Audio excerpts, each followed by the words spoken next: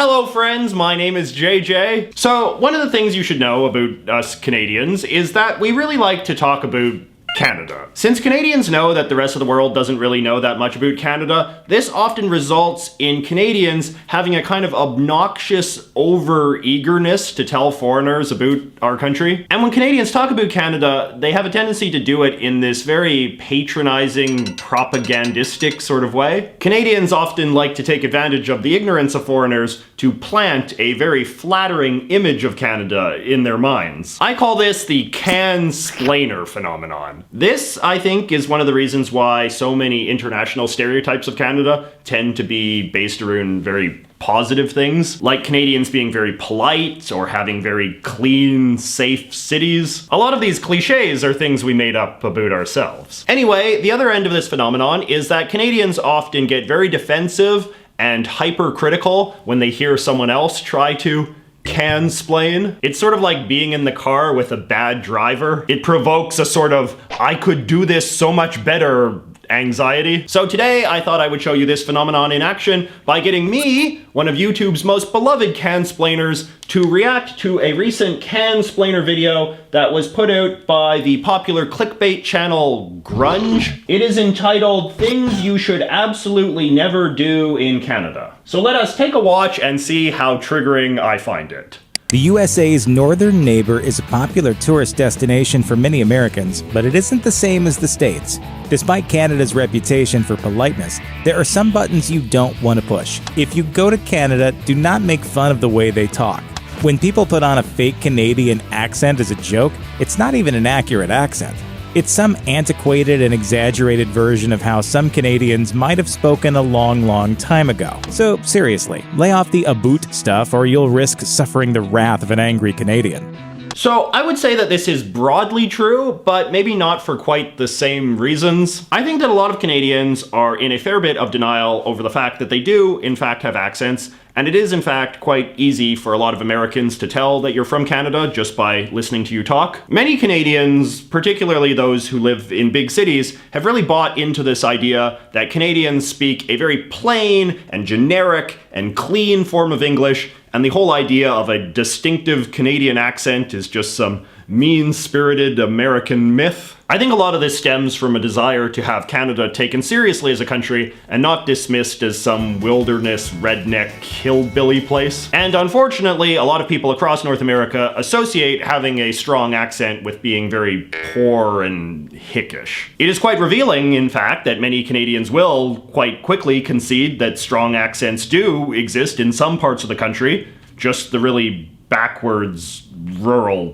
places. Other Canadians sometimes give me a hard time because, of course, I have a very strong way of saying stereotypical Canadian words like about and out and stuff like that. When I was younger, I used to be pretty insecure about this, but now it's just part of who I am. But you know, as a sort of defense mechanism, it has also made me very hyper aware of the way that other Canadians speak. And honestly, listening to how someone pronounces the O sounds is in fact one of the best ways to tell if someone is Canadian or not. I don't know what that's all about. I tried it for a day. What type of fortitude we're talking about here? A laptop for when you're out and about.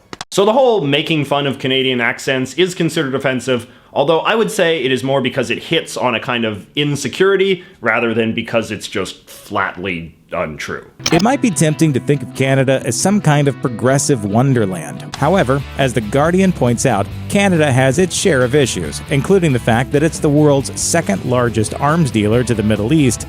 Its Albertan oil sands have a bigger carbon footprint than the entire state of California, and its intelligence agencies are allowed to torture prisoners in order to obtain information.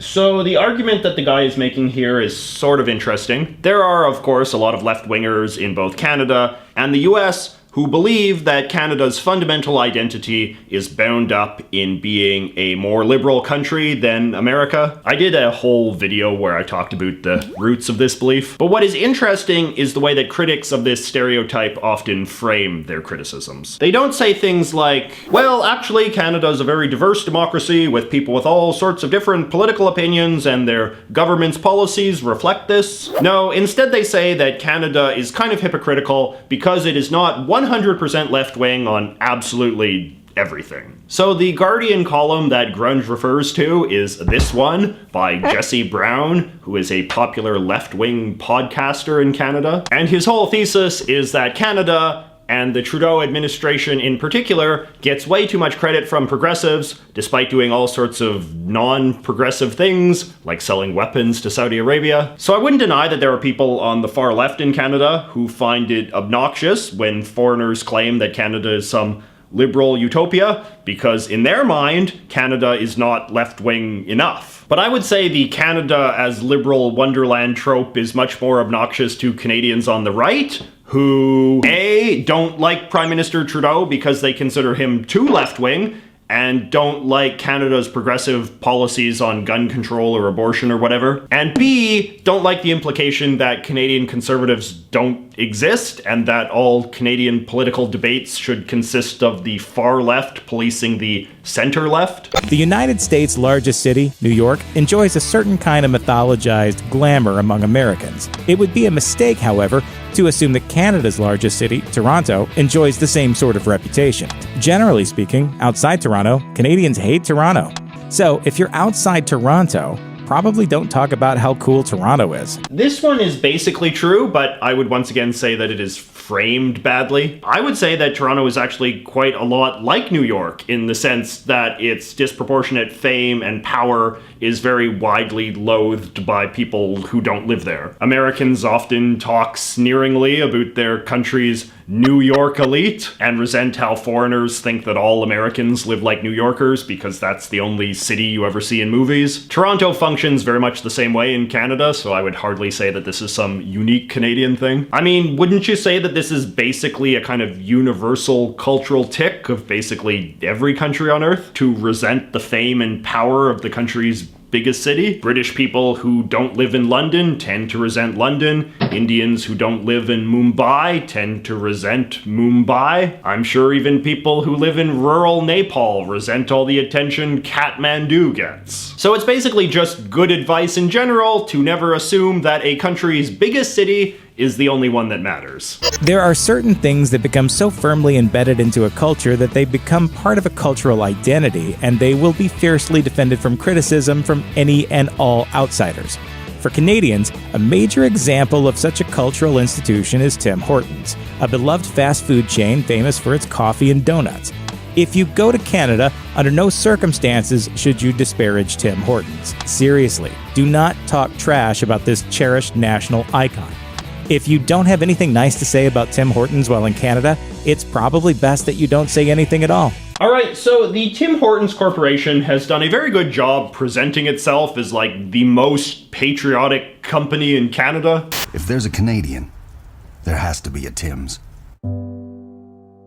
Canadian politicians in particular often use the company as a synonym for a certain sort of middle-class Canadian lifestyle. But I think you could very easily argue that this is much more of a case study in successful branding than necessarily being reflective of some deep-seated national passion. At the end of the day, Tim Hortons is simply a very mundane fast food chain. It is certainly popular, but there are a lot of popular restaurant chains in Canada, and fast food is not for everyone. Canadians who aren't into fast food will simply not go to Tim Hortons and not think much more of it than that. In fact, among a certain sort of Canadian, it is actually quite popular to scorn Tim Hortons as being a very low-class, trashy sort of place. For example, let me read you an excerpt from this 2014 column from Maclean's magazine, which is Canada's leading current affairs magazine, entitled, "Okay Canada, it's time for the hard truth about Tim Hortons." Tim Hortons is not a defining national institution, rather it is a chain of thousands of donut shops, several of which have working toilets. Tim Hortons is not an indispensable part of the Canadian experience, rather it is a place that sells a breakfast sandwich that tastes like a dishcloth soaked in egg yolk and left out overnight on top of a radiator. Tim Hortons is not an anti-Starbucks choice that makes you a more relatable politician or a more authentic Canadian, rather it is a great place to buy a muffin often if you've always wondered what it would be like to eat blueberry air. Maclean's magazine also did a poll a few years ago that found that Tim Hortons coffee is not remotely the most popular in Canada, despite what their propaganda constantly alleges. It is in fact only our 4th favorite,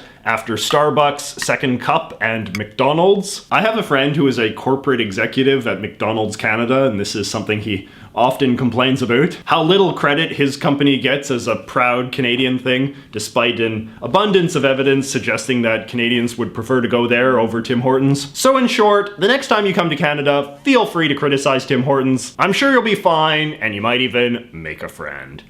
While the US-Canada border is often referred to as the longest undefended border in the world, that's really only true in the sense that it's not defended militarily. There are still civilian police and border security accounting for those coming in and out of each country, and while the relatively relaxed relationship between the two countries might lead you to believe that passage back and forth across the border will be a similarly relaxed affair, you should probably not underestimate border security. I actually like this one because I think it is true and good advice. Canada has much stronger border security with the US than anything you would see in Europe, with official checkpoints and border guards. This next bit is entirely accurate and worth listening to carefully. While it used to be true that a driver's license was sufficient identification to cross into Canada from the US, that is no longer the case. Nowadays, you absolutely must have a passport or equivalent, and in some cases, you might need additional paperwork, such as a travel visa or veterinary papers if you have any pets with you. Now, obviously, all of this border security goes both ways. If you're crossing into the US from Canada, all of the same infrastructure exists in the opposite direction. And since this is the only foreign border security most Canadians will ever interact with, I think that this has resulted in a lot of Canadians having a rather skewed perspective of just how strict their own border guards can seem to foreigners. What I mean is that I think it is quite common in Canada for Canadians to tell these whole elaborate stories about how mean and rude the American border guards were, and how they searched the car and asked all these invasive questions, yada yada. And certainly the Canadian media really loves to publicize these sensationalistic stories of Canadians getting denied entry to the US, often for very petty or overblown reasons. We do generally assume that crossing the border into the US should be a much smoother process than it sometimes is. But that being said, a lot of Americans and other foreigners will tell very similar stories about the hassles they faced when trying to cross into Canada from the US. In fact, I'm sure that many of the people watching this video right now will have stories of Canadian border guards being very rude or nosy, or otherwise unjustifiably skeptical about a very innocent visit. What a lot of Canadians assume to be uniquely American police state paranoia when they're on the receiving end is actually just a fairly universal manifestation of how frontline national security bureaucrats tend to behave, regardless of country. I mean, don't get me wrong, we should all pray for the day in which there are no Canadian-US border checkpoints at all, and we can all come and go as we please across a beautiful, united continent. But until that glorious day comes, border security is destined to be one of the unavoidable hassles of modern life, on both sides of the line. So overall, I would give Grunge's Cansplainer video a B-. It is certainly not as bad as it could have been, and I would say most of the things they say are broadly true, although it is sometimes a little muddled in its delivery, missing important contextual details, and reflecting a Canadian perspective that is much more narrow than it admits. Let me know what you thought about the Grunge video in the comments and my rebuttal of it. And let me know if you've seen any other Canada-themed videos on YouTube that you would like to see me respond to or debunk. Until then, I will see you next week.